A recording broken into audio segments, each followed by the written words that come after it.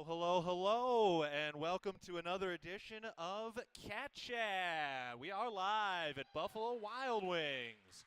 All right, another wonderful crowd over at B-Dubs, and can everybody hear us okay around here today? Everybody sounding good?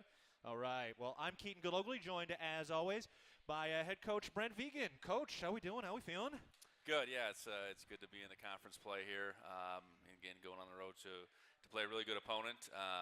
Got through the non-conference, and I think we're a better team now than we were when we got going, and that's the idea. And now it's time to let it rip. Yes, sir. So here we go. We're heading into week 4 at Weber State on Saturday. That's going to be a 6 o'clock kick. We'll be on the air at 5 o'clock for that, and we'll get into plenty of that. But Bobcats coming off a win on Saturday against Stetson. How many people here tonight were at the game on Saturday? By a round of applause.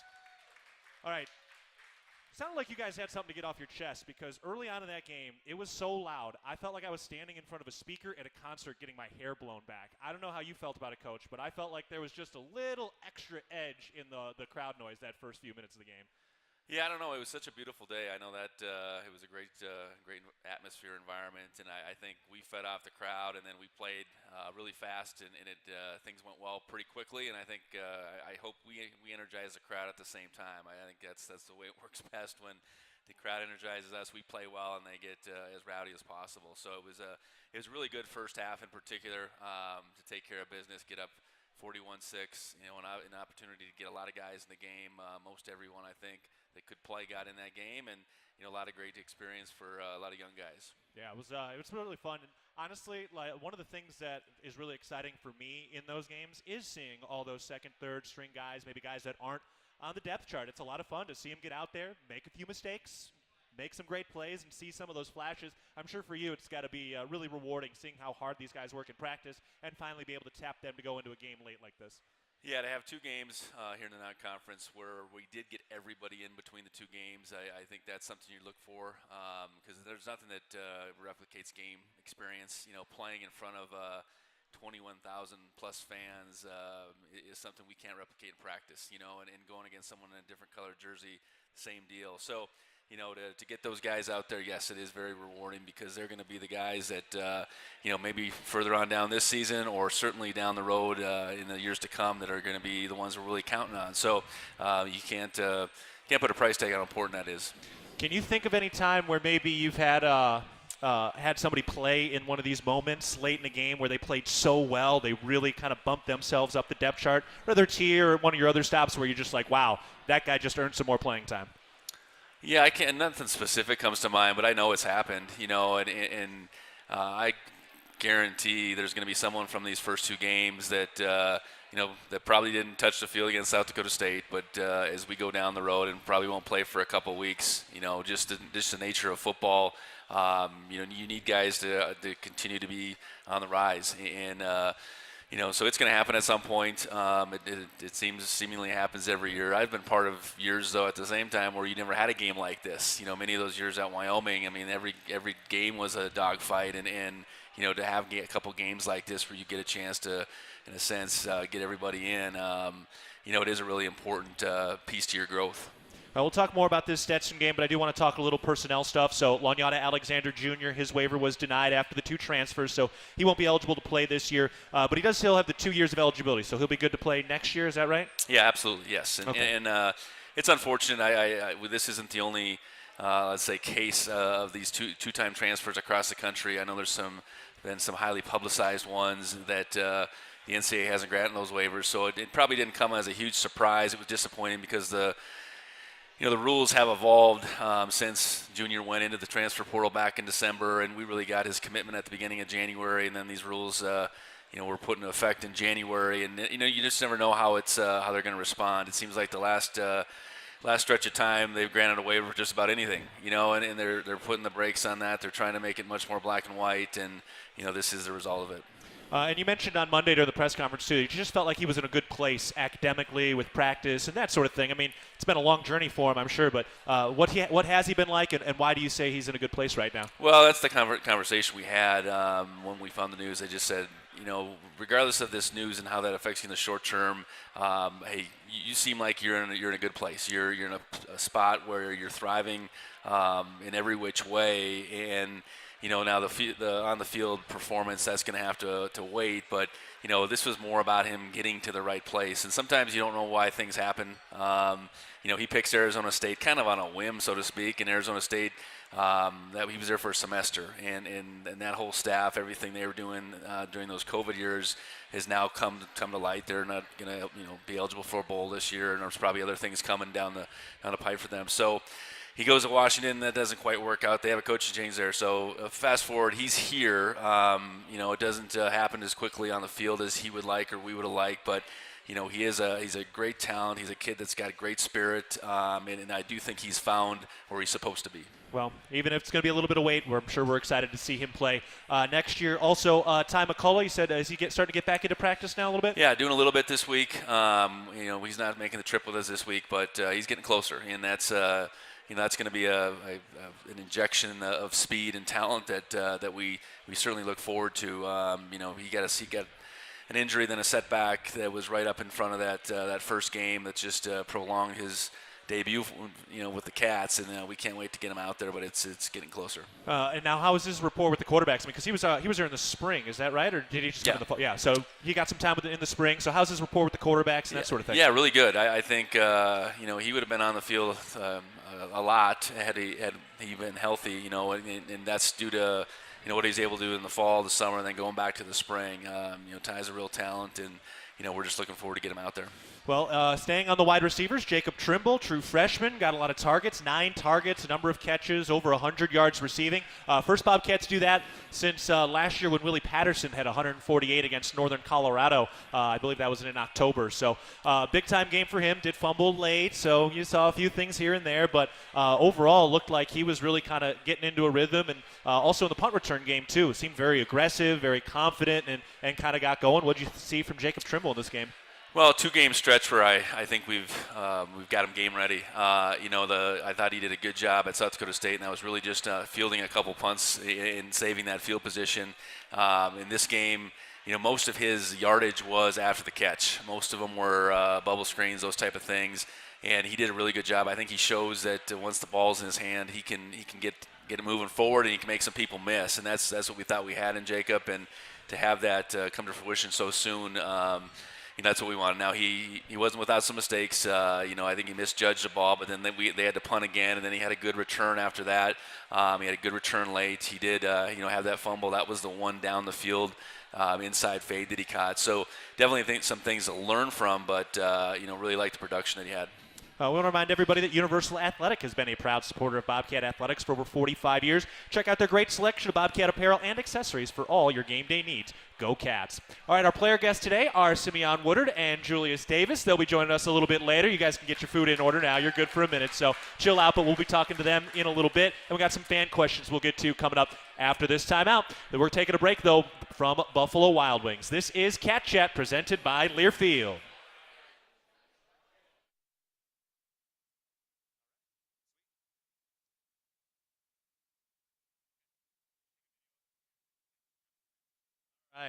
All right, let's grab your raffle tickets. We are giving away a beanie, a gray beanie with a cat head logo on it. We're not going to be thinking about winner too much, but at least you'll be prepared if this is what you get to win. All right, so if you got your tickets out, we're reading the last 4 numbers. Last 4 numbers to win a Bobcat beanie. 6990. 6990. Bingo.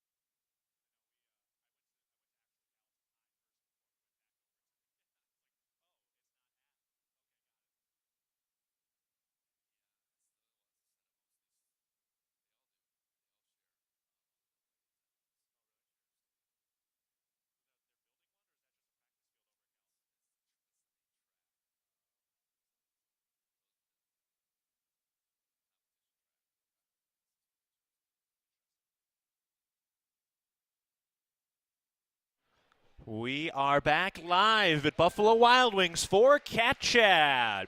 You can enjoy Cat Chat, the official radio show of head coach Brent Vigen and Bobcat Athletics, over wings and beer every Wednesday at 6:30 p.m. only at Buffalo Wild Wings. All right, in a little bit, we're talking with Simeon Woodard and Julius Davis, but first, we're with head coach Brent Vigen. We're going to get a chance to get to a couple of the fan questions today. First of all, we've got kind of dual questions. Two people asked a very similar question, just asking about the travel schedule to Weber. Who sets that up? How do you guys take care of that? And what's the traditional travel schedule for a road game like this? Yeah, we try to keep our trips very similar, meaning do as much as we can here in Bozeman, leave as late as we can to then arrive at our hotel at about 5, so that that departure time does vary.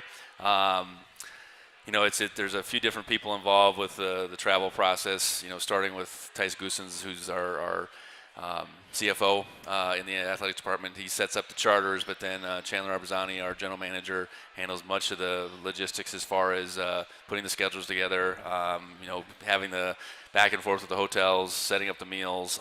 Brittany Patera is certainly a part of that as well. So, yeah, there's a lot of organization when you're moving as many people as we are. It's over 100 that we travel with between players and coaches and all that. And it really goes pretty smoothly. We fly everywhere with the exception of Missoula and Pocatello, so that does make it timely. This will be a pretty short trip down to Ogden, and I think we're actually flying to Salt Lake and then busing up. But appreciate the athletic department allowing us to travel the way we do. We do it in a first-class manner, and I think our guys really enjoy that. And it there's not too many complications. I think about what Stetson went through last week, right. And that wasn't necessarily anyone's fault, but just the way it worked. But they got here at 3:15 a.m. or something like that, 3:30 a.m. Yeah. And then we're staying in Helena to save a buck. So, anyways, we went right here. Yeah, and then how many conference rooms do you guys take over at these hotels for just player meetings, for food, all that stuff? I mean, it's a takeover when we go on the road. Yeah, everything they typically have. We're gonna have just a meal room. We're gonna have a training room, and then we're gonna have an offense and defensive meeting room as well. So yeah, we take over the hotel for the most part, and typically wherever we go, the parents are notified of where we're staying. So there's generally a contingent of parents and some fans that are there as well. So yeah, it's blue and gold, and it's Bobcat Central. Yeah, you guys got the meeting rooms, the parents. They all have the local watering hole in the lobby, and everybody's got it all covered up those night before That's games. For sure. Yep. All right, I got some more questions here. Bill was just asking about Tommy Malott out this week, which we talked about on Monday, but he was just talking a little bit more about how you think it is for teams to scout your offense with Tommy out, and how you guys kind of compensate for that. Yeah, that's a layer. I know when you think about what Tommy did against Weber last year, I didn't remember. He rushed for like 273 yards that first game, and then we had them both in the second game. So I think they certainly look at us differently. But then there's probably a little bit of a guessing game to say, okay, how much different are they going to be with Sean Chambers in the game? What does that change? I think. It's harder probably to look back at our 2 games last year for this particular opponent because Tommy was the focal point. Sean didn't play at all in the first game, and then, he did some things in that second game, but it was primarily Tommy. So, I don't know. I think it does change, I'm sure, how teams look at it. I don't think it makes it any easier, though. Right, yeah, and for Tommy in those 2 games, you mentioned he had the 273 yards in Week 8, the second biggest single-game rushing performance in program history. And in fact, kind of an interesting nugget, 3 of the top 4 individual rushing games in program history have all come against Weber State, including the top one by Don Haas back in 1967. He had close to 300. So not that means anything for this week, but just kind of an interesting nugget that 3 of the top 4 individual rushing performances have come against Weber State. And mentioning Tommy, he had 440 rushing yards in those 2 games and 3 rushing touchdowns. You're shaking your head. I agree. It's crazy. Pretty ridiculous. Yeah, it is. Dale wanted to know he was reading your body language in the third quarter of this Stetson game. Dale was asking, there were several times in the third quarter you seemed upset or mad at what was going on in the field.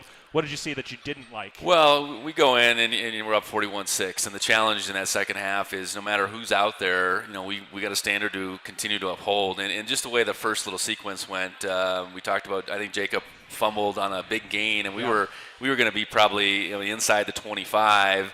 So the second half starting off how you want it, and then all of a sudden it isn't. And they had one of their bigger plays of the day was their first play after that play. So it was really that back-to-back sequence. We had our one defense out there, and they scored on us. And it's not that Stetson wasn't capable of scoring, but that's not what we wanted to do. We wanted to come out and score, get a stop, start getting guys in the game. So it was just it was kind of reminding, this is, we got to keep playing. We got to keep playing, and no matter who's in the game, there's a standard, and that's, you can't stop coaching. And you want to be able to enjoy everything while pushing all at the same time. So coaching's complicated sometimes, the emotions of it all. I will say that, but that was the primary reason, just with that start we had. But I do think our guys did respond, and really, after that back and forth sequence, really did a pretty good job the second half. Yeah, but overall you felt like they did come out with that energy you expected, because we did talk about it. This could be a, air quotes, trap game, and you're coming off the high and the low of the South Dakota State game, but you felt like they did respond the way you wanted them to? Yeah, and it was really going out, saying, okay, whoever we play, and this time around it was Stetson, we have to go after it the same way. It can't, just because we're playing the number one team in the country, yes, it's easy to get up for that. That can't be how we operate.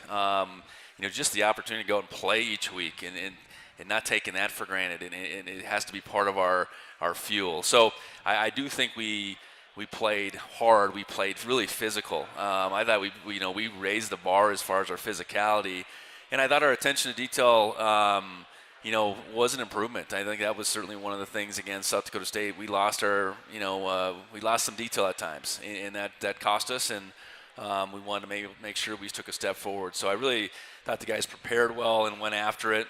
It's never going to be perfect. You're always going to coach to that level, I suppose. But I thought we took a step forward, I guess. And that was the bottom line, no matter who we played on that Saturday. Yeah, going to need it with this Big Sky schedule that is going to be a gauntlet. But for now, we're just focused on this top 10 matchup at Weber State on Saturday with a 6 o'clock kick. We're on the air at 5 o'clock. One of two top 10 matchups in the conference. Sac State and Idaho are playing this week as well. They're both top 10 in the nation. Sac State's making the trip to Idaho. But, yeah, pretty wild just where the Big Sky is right now in terms of the national rankings. I also want to ask you a little bit about Andrew Powdrell. He got a chance to play a bunch this last weekend. We have talked about him a little bit, but, you mentioned him as somebody maybe who even gets a few reps at nickelback with Keaton Dowler going down. If he's somebody who can play a little corner, play a little nickel, kind of tells us that maybe he's a really smart football player, that a true freshman can kind of handle those types of responsibilities. But overall, how's he coming? Yeah, I thought he's 3 games. He did his best, and he missed the South Dakota State game. So, this was a step in the right direction for him. Did some really good things on defense and the special teams. He was an animal on a couple of different plays. Just showed an aggressiveness, a competitive nature that we think we have in him.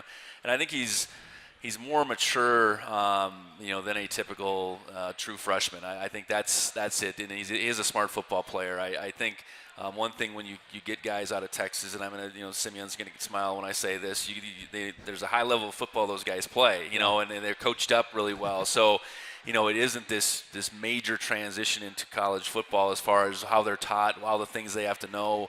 And I think Andrew's a perfect example of that, no different than Simeon was when he was a true freshman. I think those guys coming in with a maturity about them allows them to play along with the ability. And Andrew's got a lot of ability. And I think he really loves playing football.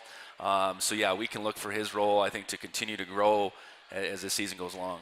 All right, well, I also want to ask you about Blake Stillwell as well. He's another guy, first-year guy, transferring over here, and had his first interception this week as well. So excited to see what Blake Stillwell did in that game. But how's Stillwell coming along, and a little bit of his backstory, too, just how he ended up here. Well, a long backstory. He was your classic case of a young man that got caught up as COVID was transitioning, so didn't get recruited out of his senior year. Was a basketball player before that, more than a football player. So he had, that was kind of his story at high school. He's from Florida, so he's from the Orlando area. So it's not like he's coming from the middle of nowhere. I ended up going to prep school.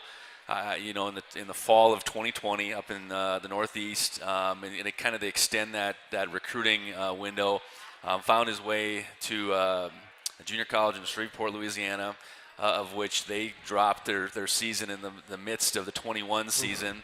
Let me see. Then he found his way over to, I think, Kilgore, I believe, in Texas. Didn't exactly work out there how he had hoped. Junior college is a tricky deal when you're out of state. Then found his way to the New Mexico military, and it was too late to get certified. So 4 different places post high school, hadn't really played much of any college football.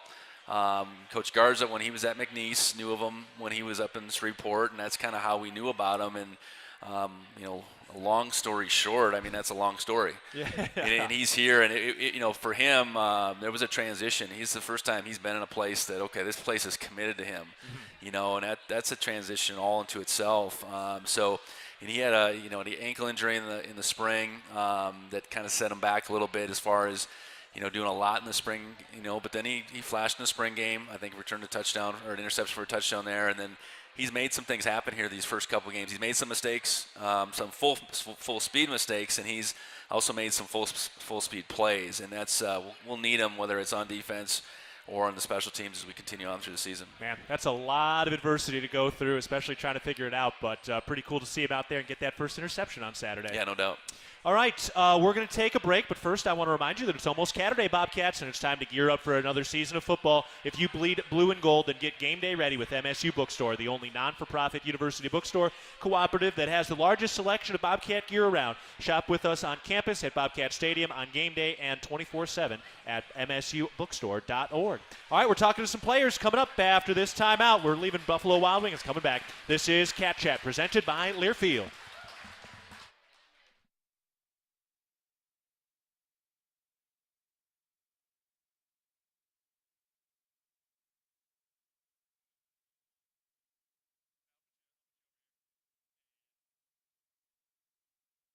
All right, we are giving away a white New Era Bobcat hat. It's a flex fit, so large, extra large flex fit with a cat head logo on it. So here we go. All right, we're going to read the last 4 numbers. Last 4 numbers. Are you ready? 7028. 7028. 7028. Nobody? Maybe they're in the bathroom. Did we get it? There it is. Oh, you're on the other side.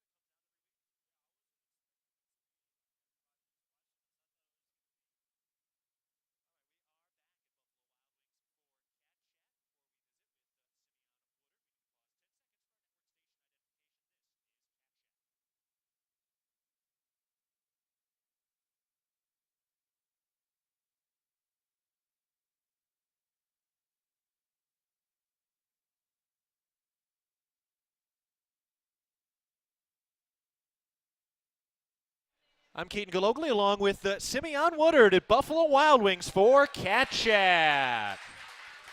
All right, Simeon, how we doing? How we feeling? Week 4 is upon us. Yeah, I feel great, and the team feels great too. We're ready for Saturday to compete. Yeah, no doubt. You excited to get into this conference play and get into some familiar opponents? Oh yeah, this is what we've been waiting for. We got the three non-conference games out the way.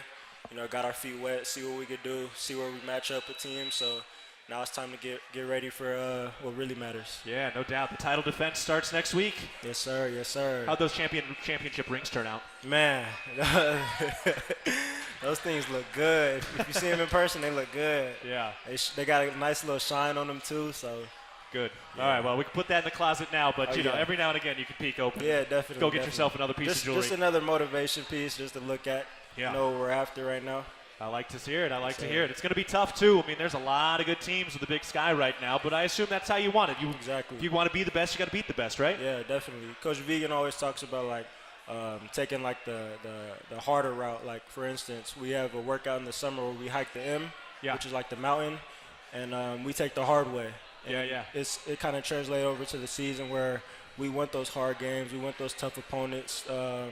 We want that adversity, we want the challenges because that could only make us a stronger team. Yeah, that hard way up the M is no joke. Man, it's tough. It's tough for sure. That's the most vertical quarter mile around Bozeman for sure. 90-degree angle.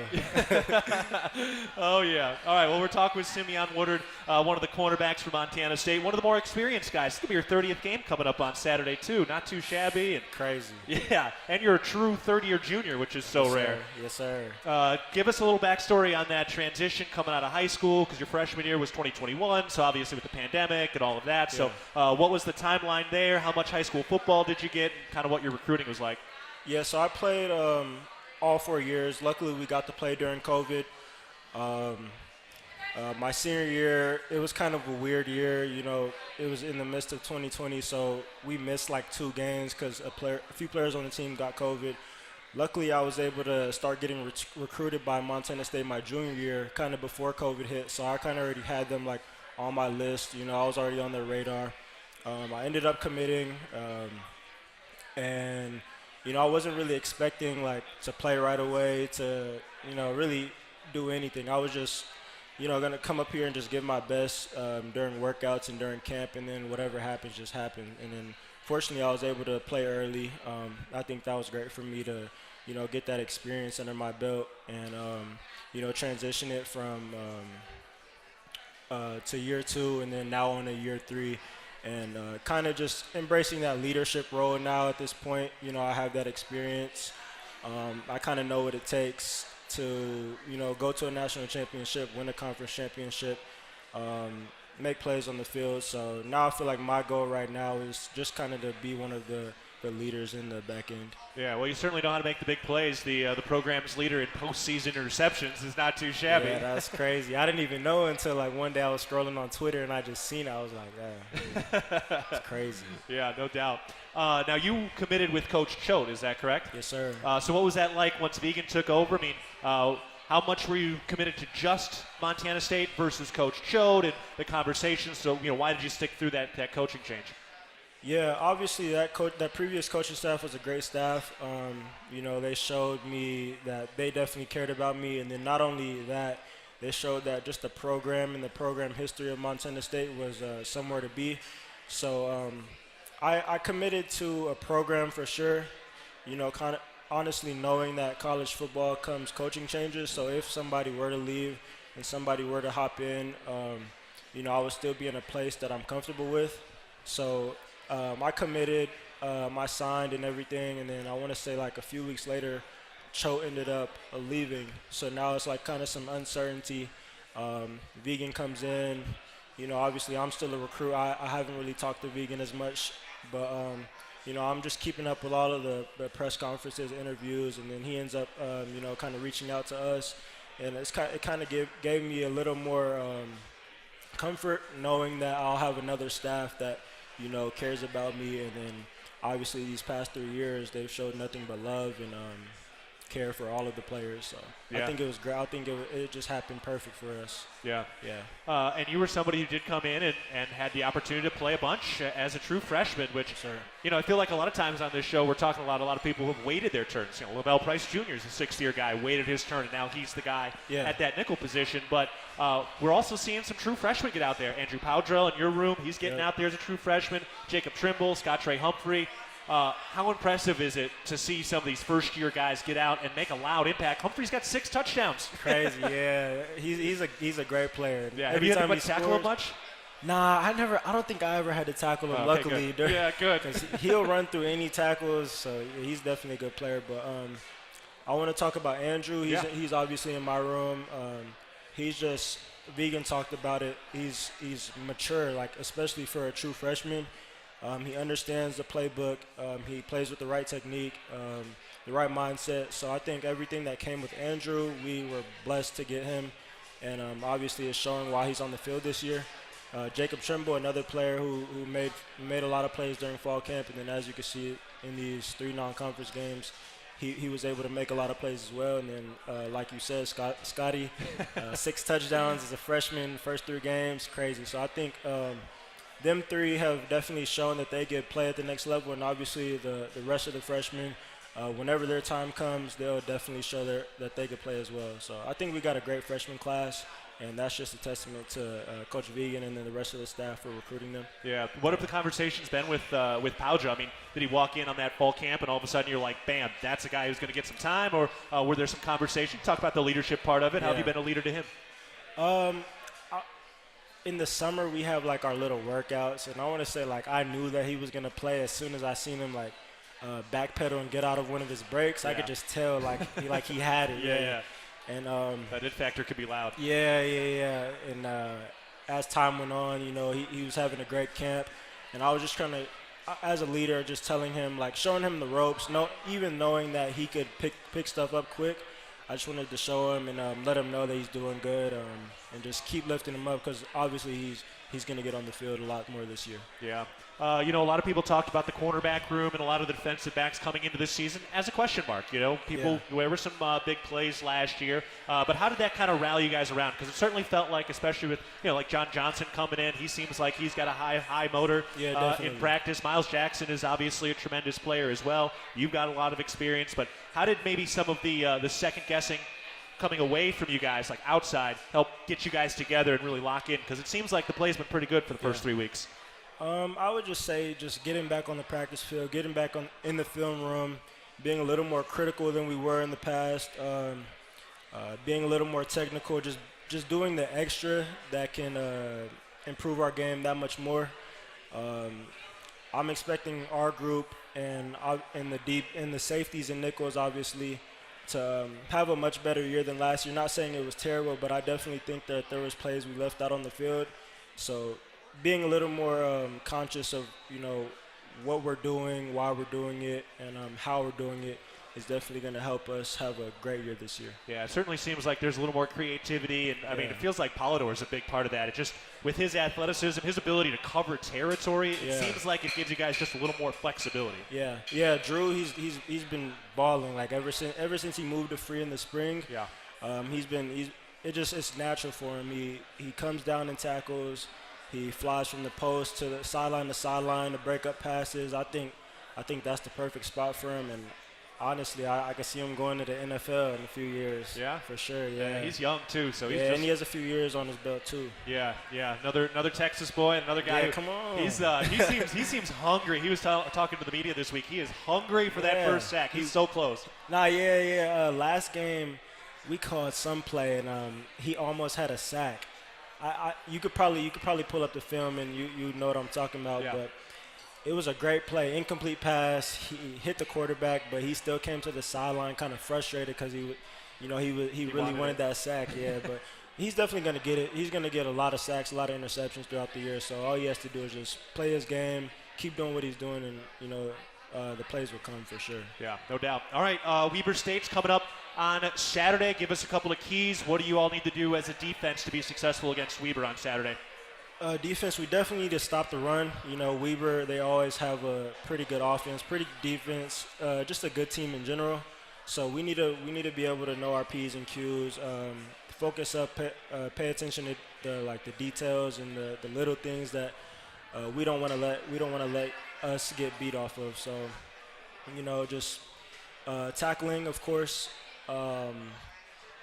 staying on top of the verticals, limiting explosive plays, and I think we'll be set, trusting the calls that Coach Garza calls, and just going out there and executing. Yep, no doubt. All right, well, it's going to be a lot of fun. Can't wait to see it. Simeon Woodard, appreciate the time today. Thank you for having me. All right, Simeon Woodard, we're taking a break. When we get back, we're talking with Julius Davis after this timeout. You're listening to Cat Chat, presented by Learfield.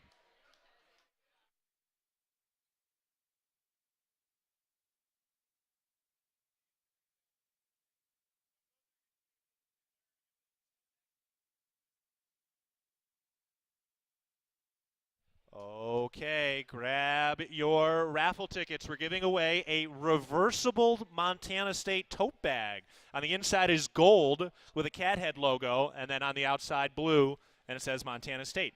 All right, I'm going to read the last four numbers. Here we go. 7023. 7023. We got it? All right. Tote bag's going to look great on you.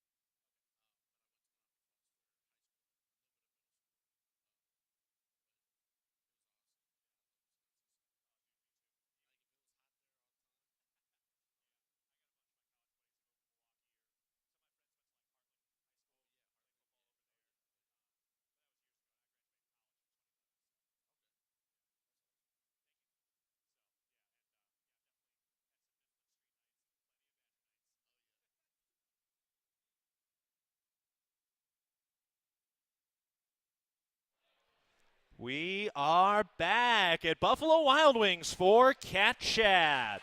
It's almost Saturday, Bobcat fans, and you can gear up for another season of football. If you bleed blue and gold, then it's time to get game day ready with the MSU bookstore. You can shop with us on campus at Bobcat Stadium on game day and 24/7 on msubookstore.org. All right, I'm Keaton Gillogly, joined now by one of the newest faces Julius Davis, one of your starting running backs. Julius, how we doing? Great. How you doing? I'm feeling good, man. Still enjoying some sunshine, although I don't know, I feel like it's probably got a little bit of that fall feel during morning practices now. Oh, yeah. It's a little cold during practice in the morning. That's okay. Just keep running around and we'll get you warmed up. Oh, yeah. As long as you're not taking too much flight like you did on Saturday. Yeah, we're going to try to stay on the ground now. That hurdle, that was something. Watching the video as you were, like, coming down, it almost looked like you didn't realize how high up you were. You were expecting to hit the ground when you were still coming down. Well, my goal the whole week was to stay on the ground and not hurdle. So when I hurdled, I was like, ooh, I'm kind of high in the air. But then I landed, and I was like, well, I just got to run. So I just ran. Well, it's been fun watching you kind of get going. The transfer from Wisconsin, you got your first career touchdown because you didn't have any of those at Wisconsin. Oh, yeah. And on Gold Rush, no less. What was that emotion like, first career touchdown? That was awesome. Gold Rush, the atmosphere as a whole was amazing. I never experienced anything like that, and I never knew a horse could run that fast. But it was awesome. Like, the fans are amazing. Seeing the gold shirts everywhere, awesome. I couldn't be any more happy. Yeah, no doubt. I mean, you traveled around the Big Ten. There's a lot of, 70, 80,000, 100,000 if you go to Columbus, but this was up there. This was as juiceful as anything else. 100%. It gave me a whole different type of feeling. I got goosebumps when we ran out for the first time, and I was like, wow. Like, it took me a little while just to soak everything in. So yeah, and kind of rejuvenate and calm down. You don't want to get over the top or over your ski tips for sure. Well, tell us a little bit about how you ended up here, transferring over from Wisconsin after a couple of years. But why Montana State? I think Montana State just because of the fact of obviously Coach Vigen. When I got here is really the genuineness of everything about Montana as a whole. The program, I got to meet a couple of the players. That was awesome. And then the coaches that Coach Vigen has brought to the staff. So you can see it all around, and everybody that is in that building, you can tell genuinely cares about you. And that's kind of what I was looking for. I wanted an opportunity, but I wanted to be surrounded around players and coaches and staff that were very genuine people. Yeah. So. Was that maybe a little bit of a different priority going through the transfer process than the priorities you had coming out of high school and choosing to go to Wisconsin? 100%. Coming out as a freshman, picking out what school I wanted to attend, it was kind of more of my family and what I could, do to be able to have my family be at the games a lot. So I wasn't really ultimately looking for my best interest. But then when I entered the transfer portal, I had more of a mature outlook on college football. So it was kind of more of a business decision. But on top of it, I wanted to make a decision that I could feel at home with. Wisconsin, you can go to Wisconsin and just be about your business and not really interact with anybody and just show up the next day. Here, I want to be here. I want to be with the players. I want to talk to the coaches. I want to, interact with the staff and the community here in Montana. So, it's a lot of fun watching that stuff play out. And one of those coaches is Al Johnson, who also came over from Wisconsin. He got here before you did. But what were your conversations with Coach Johnson like once you kind of jumped into the transfer portal? So initially it was, he was my coach at first, and he kind of just wanted my best interest. He was going to sell Montana State as well.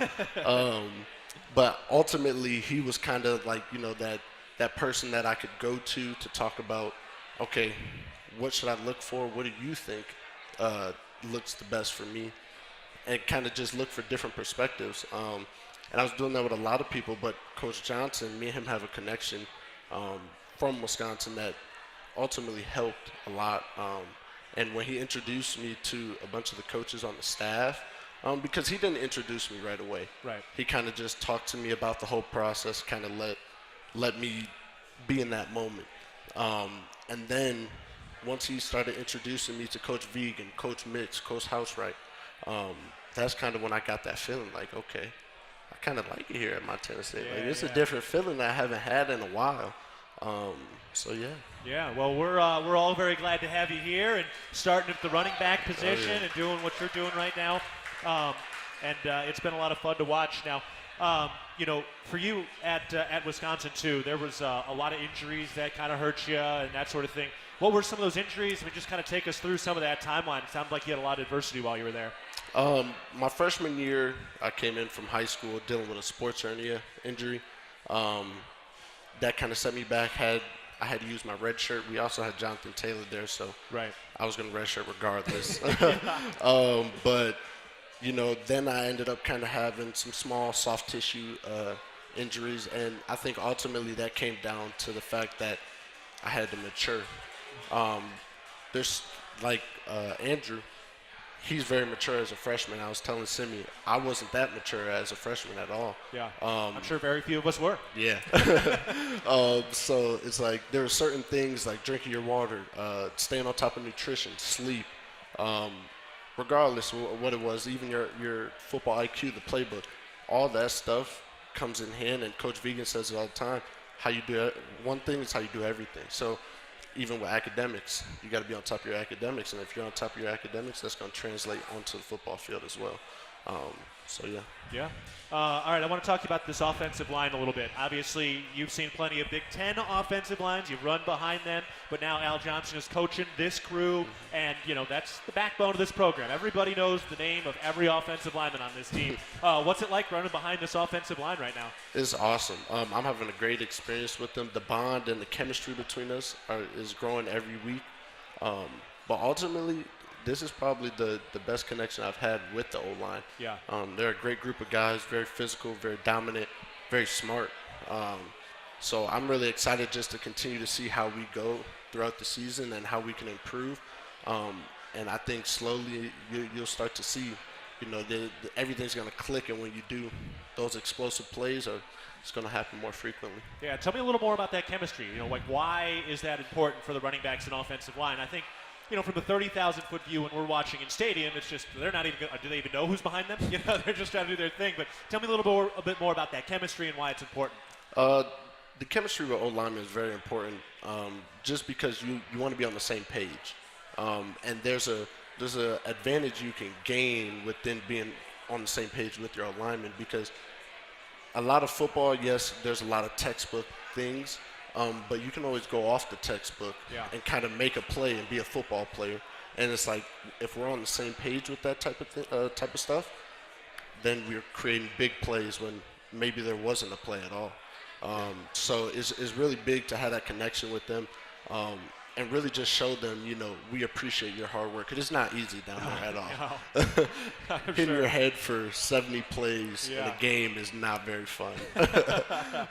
So I give props to them. 100% of our success starts with them. Right. Yeah. And right now you all are first in the nation in rushing yards, 953 rushing yards. Only team in the country with over 900 so far through 3 weeks. And that's been pretty fun to watch. Now, one of the guys who certainly knows how to kind of go off script and come up with a big play is Jared White. He's done that twice now. Jared White, by the way, 20 career rushes between last year and this year, 273 yards. Yeah, not too shabby. What do you see from Jared White? I mean, he seems like he's pretty explosive. Jared is awesome. I know he was coming off an injury, but he came back very focused and determined to get back to what he was. And he's a very young guy, but he's very mature. And you can see that a lot with a lot of the players here at Montana State, and that just shows how our culture is here and our standard. But Jared is doing a great job. As you can see, he's making huge plays. He's making impactful plays.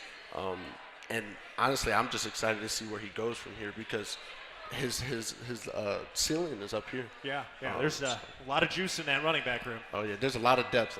You got Scotty, you got Elijah Elliott, Lane. Even with Lane's injury right now, he was going to be that backbone of our running back group. And even with his injury, he still is that backbone of the group. Yeah. But we got a lot of depth in our running back room, which is awesome. And you don't see that in a lot of places at all. No. So. Yeah. And finally, before we let you go, I got to ask you about Scott Trey too. I mean, we can see it. That man's like a linebacker as a running back. He is delivering blows. What do you see from him?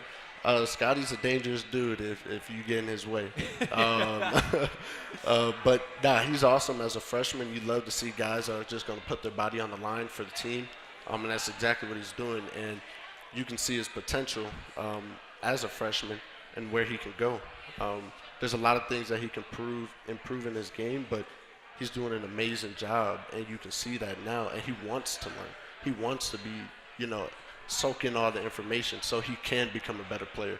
And you want to see that out of a young guy. Yeah, definitely. But I'm excited for him. I think he has a lot of greatness ahead. So. Yeah, he's already got a lot of greatness with those 6 touchdowns. All right, finally looking ahead to this Weber State game presented by Vance Thompson Vigen. What are some of the keys going up against this defense? They've got a tremendous defense, All-American linebacker, but what are some of your offensive keys in this game on Saturday? I think offensively, we just got to dominate and execute. They run a lot of man, so it's really going to be a lot of one-on-one matchups. And I think we have great athletes on our side. So I think learning from the past 3 weeks, taking all that information in, looking at this scheme and looking how we can execute and dominate them this weekend. So. Yeah. All right, here we go. The March for a Championship begins on Saturday. Ready for it? Oh, yeah, let's go. All right, Julius Davis joining us. All right, we'll take a break, and when we get back, we'll get you ready for this Saturday kickoff against Weber State. This is Cat Chat presented by Learfield.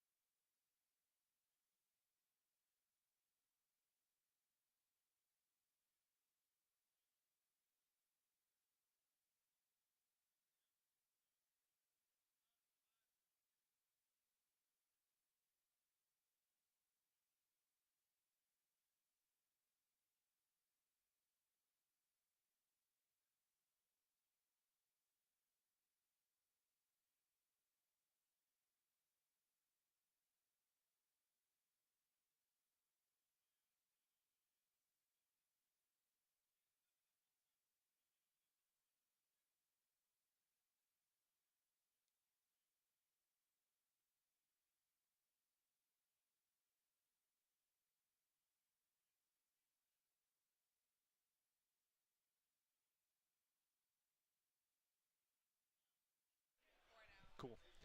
All right, last poll, $50 to the MSU bookstore. Get your raffle ticket out. Last one.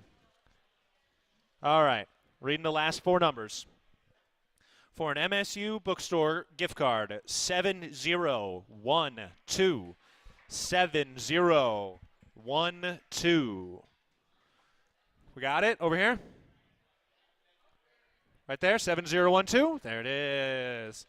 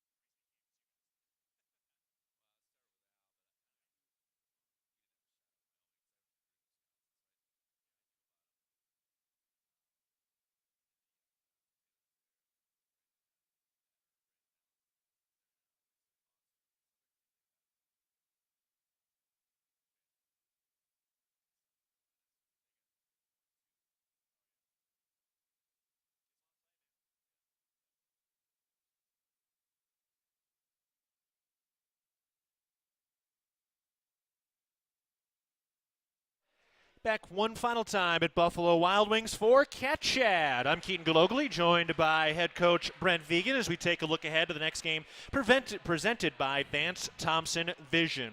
All right, Coach, top 10 matchup. Weber State on tap, trip down there, looking for the 4th straight win against Weber. And obviously all 3 of those games recently, the last 2 games last year, they were tight. They were close contests, could have gone either way down the stretch. But overall, this is still a really, really good Weber State team, even with Mickey Mental, the new head coach. Jay Hill went over to BYU as their defensive coordinator. They're 3-0 over at BYU. But overall, this defense, first and foremost, that's kind of where things have been built for them. And Winston Reed, the All-American linebacker, Jack Kelly, they've got some serious guys on that defensive side. Yeah, they're just a really good program that's been established over Coach Hill's time for sure. You know, and you just can count on that they're gonna show up and they are gonna compete. You know, offense, defense, special teams, they're gonna compete, and that's shown in our 3 games. And defensively, you know, they got a couple guys that are real problems. Winston Reed is, you know, the preseason player of the year in our league, and that's for good reason. He had a phenomenal year last year, and he's a guy that plays a bunch on special teams. He's all over the field on defense.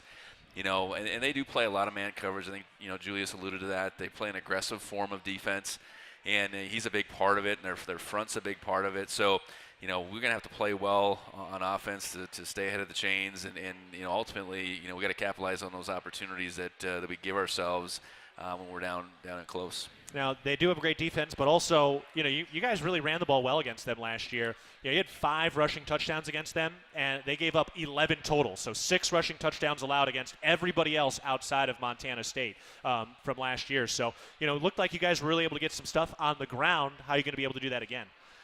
Well, you know, that was Tommy last year, right? I mean, he rushed for all kinds of yards. There was a lot of big plays in there. You know, we were certainly in a different mode last year at running back. You know, so you got to figure out, okay, how can we do it this year? And it certainly starts with our guys up front. You know, I do think we've continued to make strides with that group. You know, even from last year. So it starts with those guys, the tight ends included, and then just getting a good mix of all the guys that can make those plays, whether it's the backs, the quarterback.